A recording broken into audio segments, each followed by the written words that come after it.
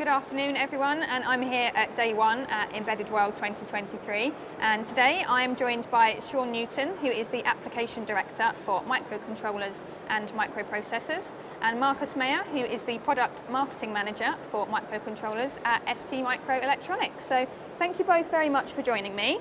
And today we are going to be talking about the convergence of intelligent processing, connectivity and security at the embedded edge. But before we delve any deeper, can you just both introduce yourselves for us? Perhaps Sean, you'd like to go first? All right. Hi, my name's Sean Newton. I'm the Applications Director for the Americas region, covering microcontrollers and microprocessors. I've been with ST around 23 years, and I love embedded systems. Fantastic. Yeah, so I'm Markus Mayr. I'm the Product Marketing Manager for the Americas region for our microcontrollers and microprocessors. I'm based in Santa Clara. I've been with ST almost 30 years now, and like Sean, I like embedded systems. Brilliant. So can one of you just tell us a little bit more about ST as a company? Yeah, so ST is one of the few integrated device manufacturers. So ST has all the technologies in-house, so it's designing their own products. We have our own technologies, and we have a very broad portfolio of products from microcontrollers, microprocessors, MEMS products, power devices, and so on. And we can cover a lot of applications with a lot of our different products. Mm-hmm. Excellent. Yeah. So to start us off then, I'm intrigued to hear what impact the COVID-19 pandemic has had on the design process for embedded devices, and what sort of challenges has this posed for your customers who are developing embedded applications? Yeah, it was very interesting. So it really changed how people were doing products. So we went from very high innovation, and then during COVID, because of also all the supply chain challenges, we went into a process of more sustaining engineering, where really the companies had to make sure they redesigned their products to get parts to keep their production running.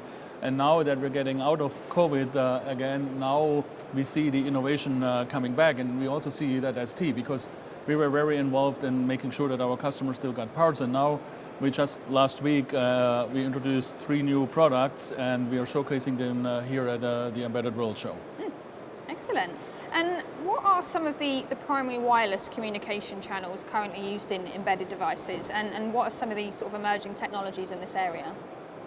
So wireless is moving into the embedded device domain, and it's happening fairly rapidly. Mm-hmm. The emerging wireless technology, of course, is Bluetooth Low Energy, 805.15.2 devices, Zigbee, Thread, and the new Matter standard that's come out. Sub-gigahertz is also appearing more and more in the embedded space. The main challenges that's happening is we have what we call our SoC model of wireless. So you have a microcontroller in a single chip package with an RF radio in it. And this is opposed to traditional standalone RF transceivers. Mm-hmm. So this is changing the market landscape a little bit on the wireless front, and it brings a lot of capabilities to the embedded systems world. Mm-hmm. Fantastic. And what about some of the key applications that are driving convergence in embedded processing space, and what benefits do these applications offer? So key applications that are really emerging in this space are asset tracking and asset management, where you want to know where things are or where they're located.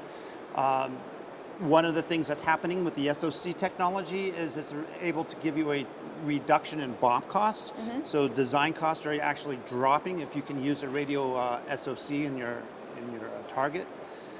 Other applications are around basically data collection. Okay. The ability to do firmware over-the-air updates to keep your firmware up to date. Mainly those applications that we've had on microprocessors for a long time are now entering into the embedded space. Mm-hmm.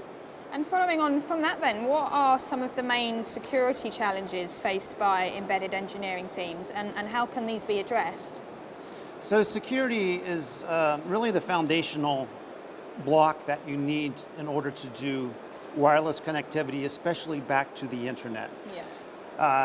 security is hard. It's a difficult discipline. When you look at the embedded market, a lot of devices are standalone. Take a smoke detector, for example. When you buy a smoke detector, it has a microcontroller in it, and when you don't have any way to gather data from it, you have no way to update the firmware, and when you're done with it, you just basically replace it. Yeah. So what's happening today? Connectivity is converging very hard. These devices all over the place, appliances, smoke detectors, anything you use a microcontroller on, need to connect to the internet. In order to connect to the internet, you need security as a foundational base.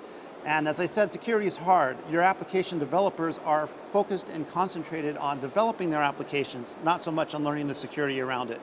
So you need to have security experts that understand the cryptography, the authentication challenges, the integrity challenges needed to guarantee that your device is secure. And this is encompassing all of the aspects of connecting our world together in the embedded world. And how has the increasing power and processing capabilities of embedded devices enabled the use of advanced algorithms and AI, and what benefits do these offer? Yeah, so if I go only back maybe 5 years, there was no way that an embedded device could run any significant neural network or anything. So this was always done in the cloud or in big GPU machines. And now, because the technology has evolved, so if I look at our products, we have now products running up to 550 megahertz microcontrollers. We have up to 4 megabyte embedded flash, 2.5 megabyte embedded RAM. So now you have the capability and the technology to run some of these processes directly at the edge, which gives you advantages in terms of latency, power consumption. You don't need an internet connection.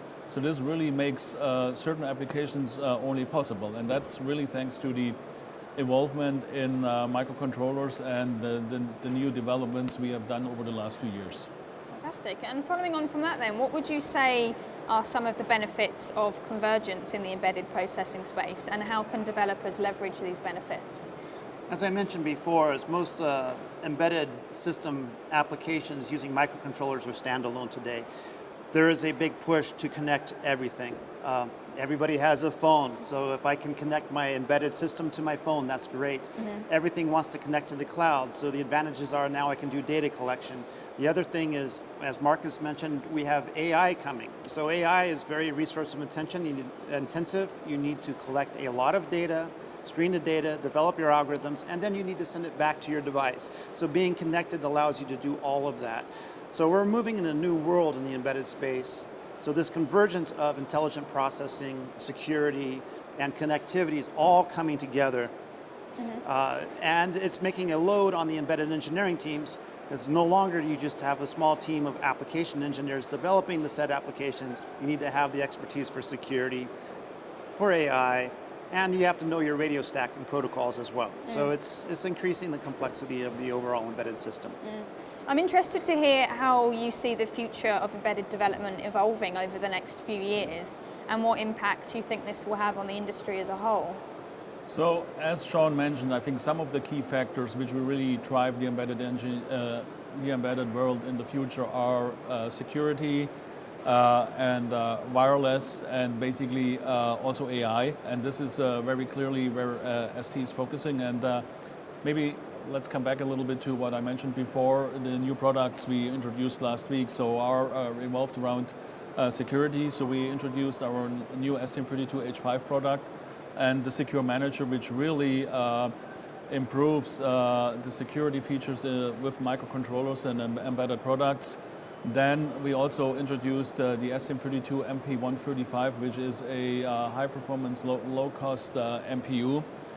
And then also on the wireless side, we introduced the STM32WBA, which is a new, very competitive product for Bluetooth LE, which really shows the trends, what I mentioned, that ST is really committed to support the evolving requirements for the future in the embedded world. Excellent. Well, thank you both very much for your insights. It's been a real pleasure speaking with you, and enjoy the rest of the show. All right. Thank you. Thank you. Thank you. Thank you.